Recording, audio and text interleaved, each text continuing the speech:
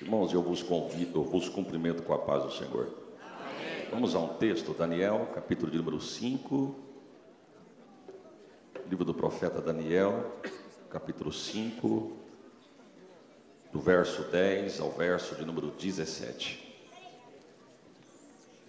Quero aqui também deixar registrado a minha palavra de gratidão a Deus, pelo privilégio que Deus me concede de estar aqui nesta noite com os irmãos.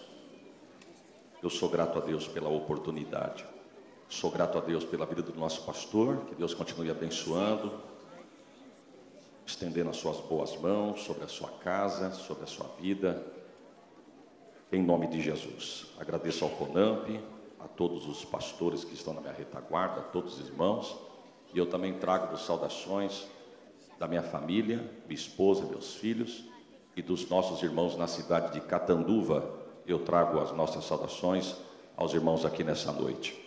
Há 11 anos atrás, num culto como este, num domingo à noite, encerramento de festa, aniversário do ministério, eu estava sendo recebido como membro desta igreja. Chegamos aqui para congregar. 11 anos se passou, Deus me permitiu ficar aqui com os irmãos 5, e fazem 6 que nós estamos na cidade de Catanduva. E eu quero aqui também deixar registrada a minha gratidão a Deus e ao ministério por ter me abraçado juntamente com a minha família e também abraçado os nossos irmãos e muitas famílias ali naquela cidade, naquele lugar. Eu louvo a Deus pela vida desta casa de oração, e quando os irmãos forem orar, nós em Catanduva estamos orando pelos irmãos. E não esqueça de nós também, porque nós somos carentes da oração da igreja. Quantos acharam? Dizem amém. Diz assim, verso 10, capítulo 5, a rainha, por causa das palavras do rei e dos seus grandes, entrou na casa do banquete e falou à rainha e disse: ó rei, vive eternamente, não se turbe os teus pensamentos, nem se mude o teu semblante. Há no teu reino um homem que tem o espírito dos deuses santos, e nos dias do teu pai se achou nele luz e inteligência e sabedoria, como a sabedoria dos deuses, e teu pai, o rei Nabucodonosor, sim, teu pai, ó rei, o constituiu chefe dos magos, dos astrólogos, dos caldeus e dos adivinhadores, porquanto se achou neste tal Daniel um espírito excelente, e ciência e entendimento, interpretando sonhos, e explicando enigmas, e solvendo dúvidas, ao qual o rei pôs o nome de Beltesazar. Chame-se, pois, agora Daniel, e ele dará a interpretação. Então Daniel foi introduzido à presença do rei, e falou o rei e disse a Daniel: és tu aquele mesmo Daniel dos cativos de Judá, que meu pai trouxe de Judá? Tenho ouvido dizer ao teu respeito que o espírito dos deuses está em ti, que a luz e o entendimento e a excelente sabedoria se acham em ti. Acabam de ser introduzidos à minha presença os sábios, os astrólogos, para lerem a escritura e me fazerem saber a sua interpretação, mas não puderam dar a interpretação destas palavras. Eu, porém, tenho ouvido dizer que de ti que podes dar interpretação e solver dúvidas. Agora, se puderes ler esta escritura e fazer-me saber a sua interpretação, serás vestido de púrpura e terás cadeia de ouro no pescoço, e no reino será o terceiro dominador. Então respondeu Daniel e disse na presença do rei: as tuas dádivas e os teus presentes fiquem contigo, dá os teus presentes a outro. Todavia lerei ao rei a escritura e lhe farei saber a sua interpretação. Quantos dizem amém? Amém. Tome assento em nome de Jesus, irmãos.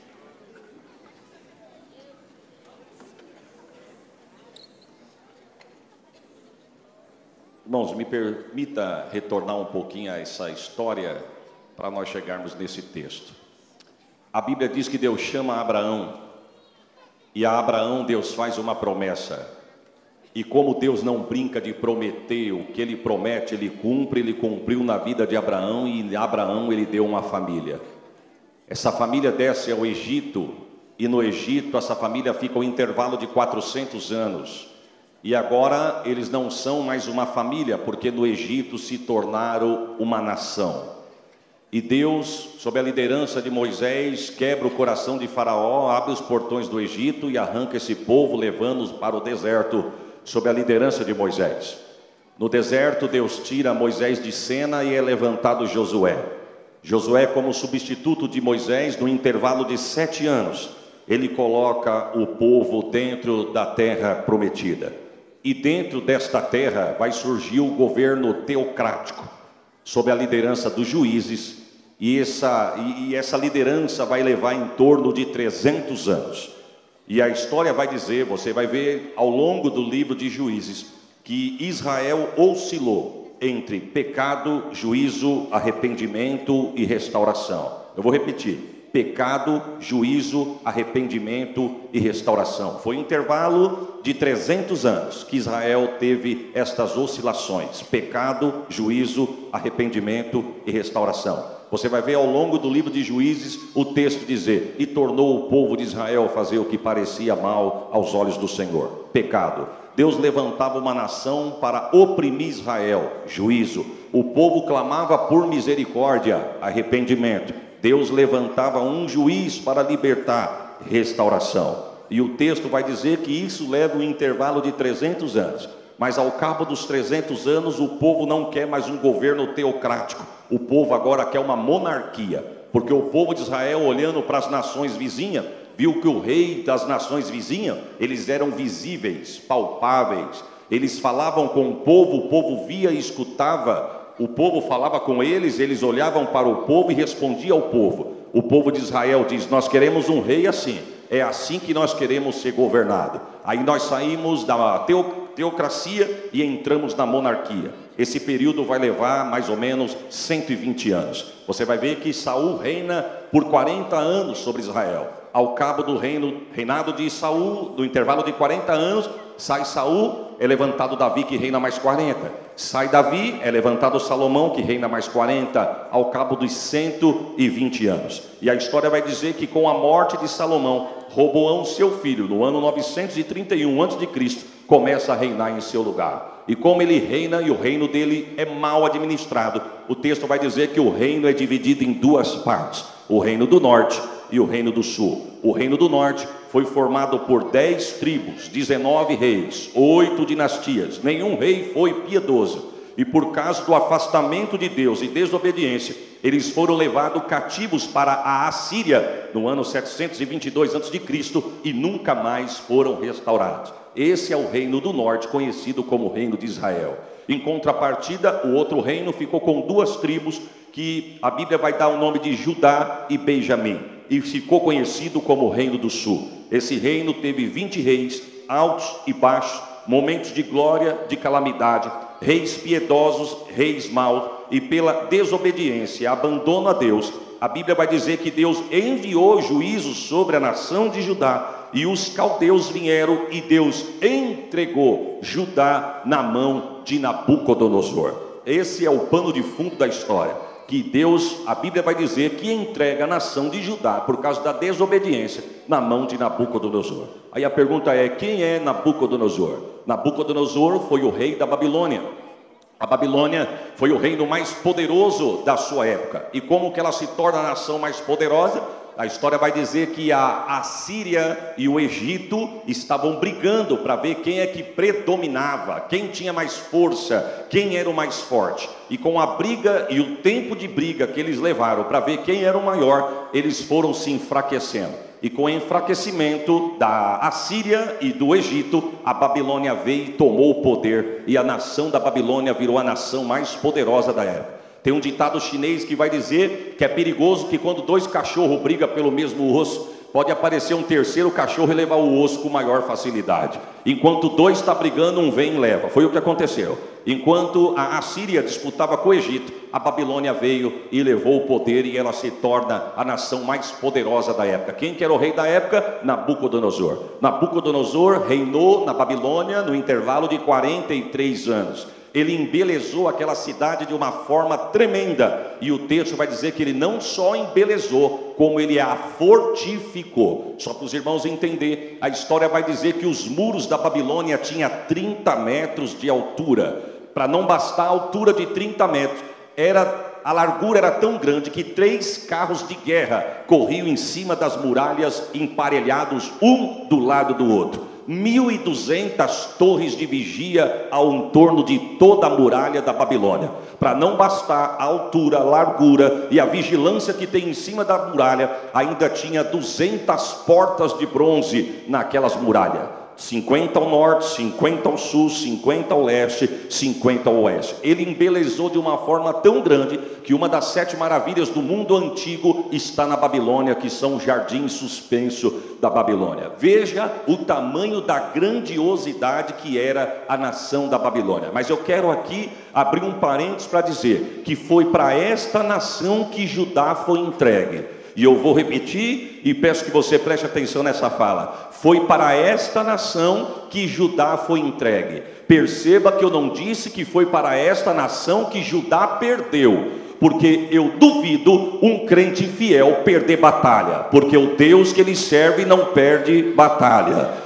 Glória, o inimigo pode ser grande, mas não é maior do que Jeová. Eu vou repetir, o inimigo pode ser grande, mas não é maior do que Jeová. Ele pode ser maior do que você, mas não é maior do que o teu Deus. O problema pode sobressair a sua cabeça, mas prepare o teu coração para receber esta palavra. Deus continua sentado no trono e tem o governo na sua mão. Você pode dar um glória por esta palavra?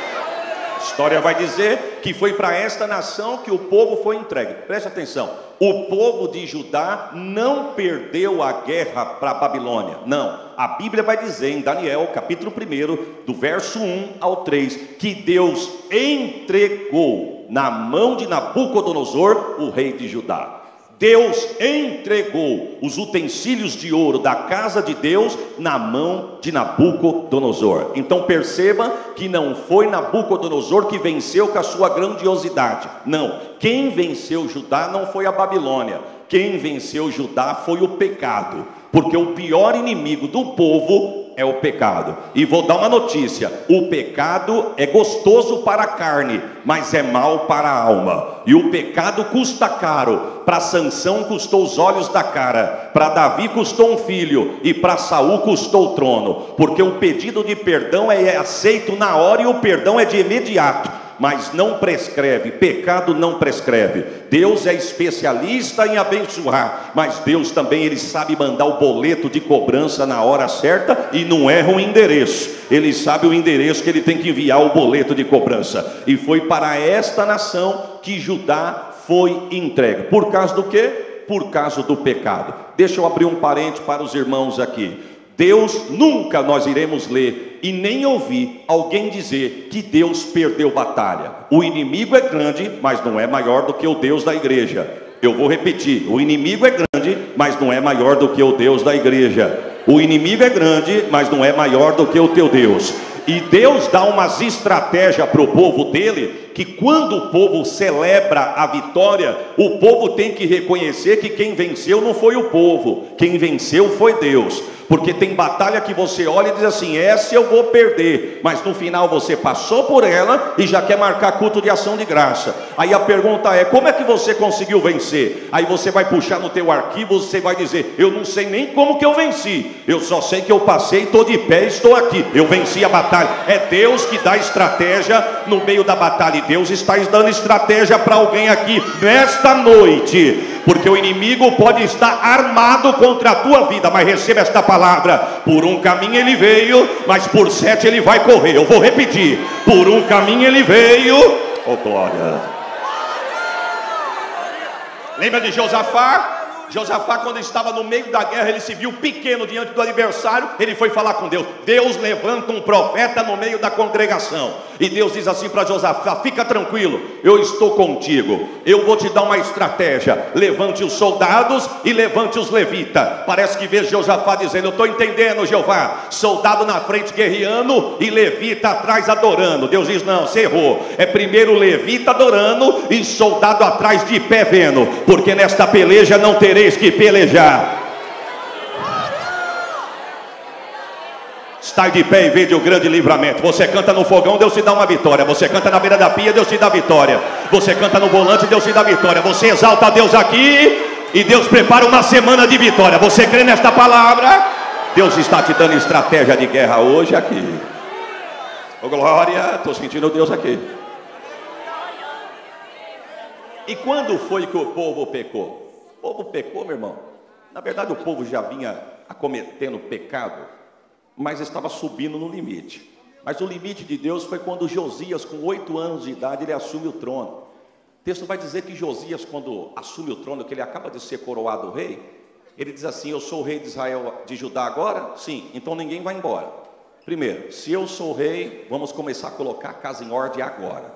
E o que o senhor vai fazer, o rei? Vamos para o templo, porque meu pai mandou fechar a porta da casa de Deus. Mas casa de Deus não é para estar com porta fechada. Casa de Deus é para estar com porta aberta. O texto diz que quando ele chega na casa de Deus, que ele entra dentro do templo com o sacerdote, a primeira coisa que ele vê é ossos secos e imagem de escultura no canto da casa de Deus. Ele olha e diz assim: de quem são essas imagens aqui? Ó? Essas imagens são de homens que trouxeram aqui para ser adorada. Ele disse: então mete fogo até virar cinza. E quando virar cinza, pega o resto e vai jogar no sepulcro de quem trouxe lixo aqui. Aqui não é lugar de lixo, lixo é lugar de quem mandou trazer. Aqui é casa de Deus, e casa de Deus é lugar de santidade. Não aceite pecado aqui. Aí alguém vai dizer: rei, mas ó, tem mais osso seco debaixo do altar. Se você mexer no altar, também tem osso seco. De quem? Dos profetas que profetizaram. Inclusive tem osso aí debaixo do altar de profeta que profetizou muito antes de imaginar que você existir. E ele falou exatamente o que o Senhor está fazendo aqui agora que ia acontecer. E o teu pai mandou guardar os ossos aqui para servir de exemplo para os novos profetas que estão se levantando. Aí Josias diz: não, osso de profeta velho não é para servir para profeta novo não. Lugar de osso seco é no cemitério, porque o Deus que levantou profeta lá atrás não mudou. Ele vai levantar profeta hoje também. Ele não mudou, ele tem profeta escondido. Coloca a ordem, o texto vai dizer que ele reina 30 anos aproximadamente em Judá. Mas ao cabo dos 30 anos, quando ele morre, o texto vai ser claro em dizer, numa frase dizendo: e o povo voltou a fazer pior do que antes que existisse Josias. Aí chegou no limite, meu irmão. Deus olhou e Deus foi mexer com Nabucodonosor lá na Babilônia. Nabucodonosor está sentado no trono e articulando como que ele iria fazer para encher os cofres da Babilônia, porque para sustentar uma grandeza dessa não era barato. E ele se lembrou que nas bandas de Judá tinha muito ouro e prata. Ele disse: em Judá tem ouro, e eu vou mandar buscar o ouro de Judá. Quem foi que falou para você, rei, que em Judá tem ouro? Os meus pais. Os meus pais mandou há muito tempo atrás visitante lá em Judá, na época do rei Ezequias, e Ezequias recebeu a nossa comitiva, e quando ele recebe a comitiva, ele abre as portas da casa do Deus dele, e ele mostrou que tem muito ouro, muita prata, muita pedra preciosa, e ficou relatado nos nossos arquivos aqui. Agora eu quero que vá atrás e busque todo o ouro que está aqui. E sabe quando o texto vai dizer que eles ficaram sabendo disso? Quando Ezequias estava enfermo, meu irmão. E o texto vai dizer que Deus cura Ezequias, lembra? Que Deus acrescenta na vida dele 15 anos a mais de vida. O texto diz que os príncipes da Babilônia vieram visitar Ezequias. Na verdade era uma falsa amizade, uma falsa visita. Mas ele estava tão contente com o milagre que ele abriu o coração e as portas da casa de Deus. Quando os visitantes vão embora, o texto vai dizer que Isaías desce e diz assim: da onde são esses homens? Ele vai dizer: são da Babilônia. E por que você abriu a porta da casa de Deus para mostrar para eles o que não é teu? Ele diz: porque eu queria mostrar a grandeza do reino. Porque você mostrou. Chegará dia que o que está dentro da casa de Deus vai ser levado para a Babilônia. E porque chegou no limite de Deus, o dia chegou. Nabucodonosor manda buscar. Se nós puxarmos os reis que antecederam Nabucodonosor, você vai ver que é um nome mais bonito do que o outro. Primeiro foi Esaradom. Com a morte de Esaradom é levantado Baladã. Com a morte de Baladã é levantado Merodach Baladã. É esse homem que manda os príncipes da Babilônia visitar Ezequias na época do reinado de Ezequias. Com a morte deste homem vem Nebopolazar. Com a morte de Nebopolazar vem Nabucodonosor. E Nabucodonosor resolve investir contra Judá e levar tudo que tinha de precioso na terra para as bandas da Babilônia. E o texto, eu repito, Deus permitiu, Deus entregou. O texto diz, para resumir por causa do horário, que ele invade a Babilônia, ou melhor, ele invade Judá, e ele saqueia o que interessa para ele. E quando ele está voltando para a Babilônia, ele diz assim: eu quero levar 4 moços comigo da linhagem real. Eu quero levar 4 moços da linhagem real para a Babilônia para trabalhar comigo. E o texto vai dizer que os moços são Daniel, Misael, Ananias e Azarias, ou Sadraque, Misaque e Abednego. Quando eles chegam na Babilônia, o texto diz que eles são entregues na mão de Aspenaz, que era o eunuco do rei. E Nabucodonosor vai falar para Aspenaz: Aspenaz, eu quero que você faça com esses moços 4 coisas. 4 coisas. Primeiro, eu quero que vocês instruam eles nas 5 principais matérias da Babilônia. Eu quero que vocês instruam ele na matemática, astrologia, geografia, magia e adoração. Eu não vou nem falar das 3 primeiras, eu quero falar das 2 últimas. Nabucodonosor mandou investir na vida dos 4 crentes magia e adoração. O que Nabucodonosor queria era transformar 4 crentes em 4 macumbeiros. O que Nabucodonosor queria era transformar 4 servos de Deus em 4 feiticeiros, ao ponto deles olhar para alguém, não gostar e dizer assim: eu profetizo morte, eu profetizo morte, eu profetizo morte, eu profetizo morte, e a pessoa morrer. Eu profetizo derrota, eu profetizo derrota, eu profetizo derrota, e a pessoa ser derrotado. E o texto vai dizer que Nabucodonosor investe nos 4 para transformar 4 crentes em 4 macumbeiros. Ao ponto, vou repetir, de olhar para alguém, levantar a mão, pronunciar uma palavra de maldição e a palavra ser pega. Mas eu tenho uma notícia de Deus para nós aqui nesta noite: contra a nossa casa não vale encantamento. Receba esta palavra. Se por um caminho ele veio, ele vai correr por outro. A Babilônia era especialista em feitiçaria. A Babilônia era especialista em adoração. Só para você ter uma base, a história vai dizer que quando Ezequias estava doente em cima da cama, todos os dias, de manhã e à tarde, 200 feiticeiros de manhã e 200 feiticeiros à tarde, eles chegavam à beira-mar nas bandas da Babilônia, estendiam as mãos na reta de Judá para a casa de Ezequias, e do outro lado do mar eles profetizavam: morre Ezequias, morre Ezequias, morre Ezequias, morre Ezequias. À tarde mais 200 dizendo: vai morrer Ezequias, vai morrer Ezequias, vai morrer Ezequias, vai morrer Ezequias. Deus olhou e falou: era para morrer, mas não vou deixar e vou fazer viver. Glória, estou profetizando, receba esta palavra, sinto queimar no coração. Se o diabo está pensando que a tua casa vai cair, hoje a casa dele caiu. Contra a tua casa não vale encantamento. Se eu fosse você, eu dava um glória melhor do que esse. Glória, aonde foi feito o trabalho, aonde foi entregue o despache, e o que foi entregue e pedido para o cão fazer, hoje ele bate em retirada. Glória! Estou sentindo Deus nessa casa aqui. Oh glória! Era para a morte, mas Deus está dizendo: não vou deixar. Eu sou Deus nessa casa, eu sou Deus na tua vida, sou Deus na tua família. Você acredita nesta palavra, meu irmão? E canta lá abaixo, oracalamanahai.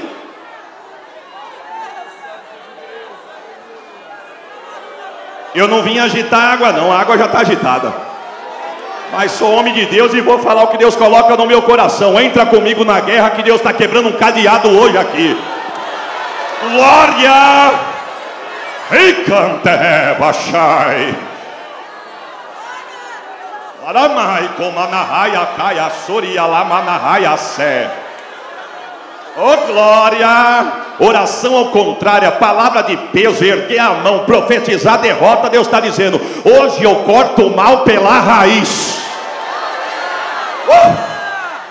Teu filho não será motivo de vergonha, a tua filha não será motivo de escárnio, a tua casa o vento não leva. Deus acaba com o plano do adversário e diz: eu sou Deus contigo na tua casa e na tua família. Eu não sei se você pode dar um glória melhor do que esse que você deu. Deus está guerreando pela casa de alguém hoje aqui. Ei, campe! Ei, calabalai! Eu não estou falando para crente raso, eu estou falando para quem tem a mente de Cristo. Cadeados se quebram, correntes caem, velas apagam, trabalho é desfeito e livramento desce hoje aqui.